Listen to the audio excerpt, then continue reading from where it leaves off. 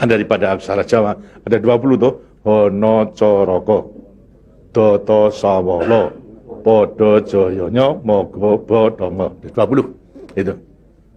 Itu betul-betul merupakan gambaran daripada nenek moyang kita untuk menjelaskan kepada kita mengenai sangkan paran kita, sangkan paran ing dumati. Dari mana kita akan kemana daripada kita itu. Nah, kemudian akan bisa mengetahui dirinya sendiri selama hidup di dunia. Disebutkan hono coroko. Ho itu dalam bentuk daripada apa? Hono. Hono ada. No itu daripada apa? Dari wujud daripada hono. Mulai daripada gono legeno. Gono itu belum wujud, belum berbentuk. Legeno itu masih belum ada sandangan, masih utuh. Itu belum ada taling tarungnya dan sebagainya, masih belum ada sandangan. Terus hono. Jadi manusia itu memang dilahirkan, diciptakan oleh Tuhan, mulai daripada hono hurip. Huripnya siapa? Nur daripada Tuhan Yang Maha Kuasa. Lantas diciptakan oleh manusia terdiri pada tanah, kemudian air, lantas ini hawa dan juga api. Apa itu? Ya daripada semua tumbuh-tumbuhan yang ada ini. Tumbuh-tumbuhan itu butuhkan dari tanah, butuhkan daripada air, butuhkan daripada matahari, itu pula daripada hawa. Daripada tanam-tanam dimakan daripada manusia, ada laki maupun perempuan, akhirnya menjadi cacat dari mani. Mani kemudian berkumpul suami istri, akhirlah wujudlah daripada embrio tadi. Embrio itu masih legeno, masih gono. Itu mulai nonya itu. Terus mulai daripada hurip, kemudian hubungan suami istri mulai timbul daripada gono masing legono. Legono. Kemudian lantas setelah itu tumbuh daripada embrio tersebut menjadi jabang bayi yang kemudian dilengkapi dengan coroko. Apa itu? Cipta rasa karsa. Itu coroko. Daya cipta, daya rasa dan karsa. Semua ada. Itu. Setelah itu kemudian lantas apa? Doto sawolo. Itu apa? Manusia itu setelah diberikan panca indera, diberikan sandangan panca indera, cipta rasa karsa, juga diberikan sifat Tuhan. Sifat zat kang datan sawolo, datan salah.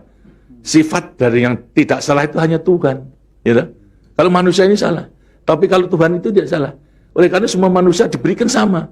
Sifat daripada Tuhan yang tidak salah. Itu. Doto sawolo, datan sawolo. Tidak pernah salah. Sifat daripada Tuhan. Tapi sebagai manusia juga tidak diberikan itu. Diberikan sifat yang bertentangan dengan sifat baik itu, sifatnya Tuhan. Yang jelek. Kalau kita misalnya sabar, kan juga punya hati berangasan tuh. Ya. Nah, kemudian lantas kita jujur. Tempo-tempo juga penipu. Ya.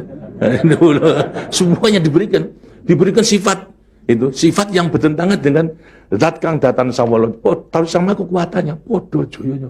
Dua sifat juga bertentangan yang sama kekuatannya. Semua kekuatannya. Ada pada kita itu kalau kita menerima. Itu. Tinggal sekarang manusianya sendiri. Itu. Ini.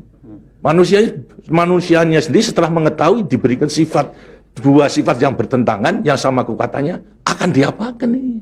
Itu. Lantas sekarang Doto Sawolo, Podo Joyo, Mogo Bodongo. Mo itu sukmo, go itu satu. Itu Mogo Bo badan. Jadi selama sukmo masih satu dengan badan, sukmo masih manunggal di badan, manusia hidup. Selama itu masih ada, diuji dalam rangka dua sifat yang bertentangan tadi. Itu. Yang Podo Joyo tadi. Itu. Lantas, tapi kalau kemudian lantas sukmo sudah pisah dengan badan, itu lantas apa? Badannya tinggal menjadi apa? Batang. Nah, tinggal pertanyaannya, sukmonya mau kemana? Sukmonya mana? Ya terserah kepada saudara-saudara semua. Mana-mana itu. Jadi semuanya tergantung pada dirinya.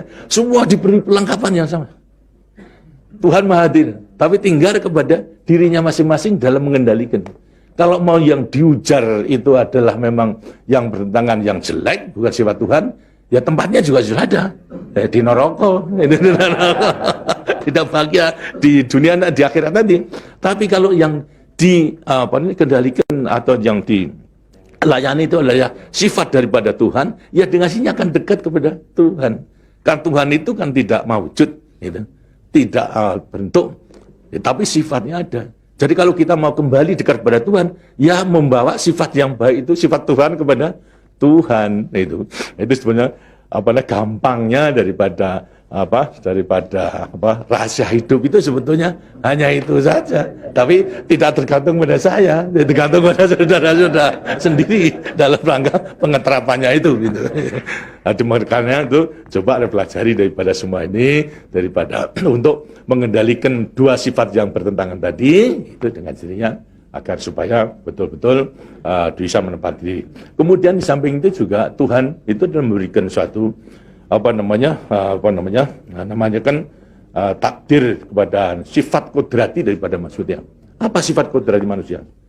Manusia dilahirkan sebagai individu, ya toh? Kita masing-masing individu.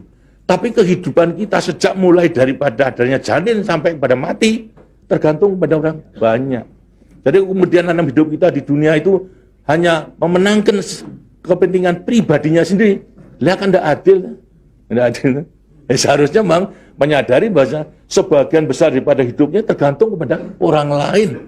Nah itu wajiblah sekarang memenuhi panggilan untuk ya bersama-sama dengan orang lain.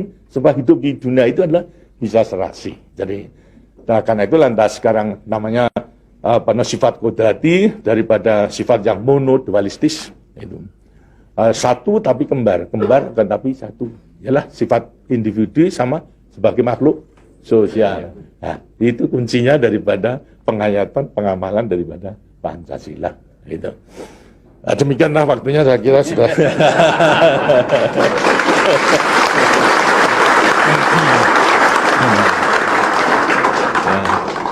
Walaupun ini tidak cuma kliwon, tapi minggu, karena itu sebagai peninggalan daripada ilmu, dari peninggalan nenek moyang kita, yang namakan juga ilmu kasunyatan sama sangkan paraning dumadi, itu sebetulnya ilmu kebatinan dalam arti bukan klenik. Kebatinan dalam arti mendekatkan diri kepada Tuhan, kepada Tuhan. Jadi orang mengatakan itu klenik, itu bukan. Yang klenik itu yang salah melaksanakannya, itu yang klenik itu. Tapi sebetulnya intinya adalah memang demikian. Nah, mudah-mudahan saudara-saudara akan bisa sekali lagi mengoreksi kepada diri sendiri. Artinya kasunyatan, lihat kenyataan pada dirimu sendiri. Itu. Bagaimana? Karena sudah mengetahui, baru nanti akan gampang.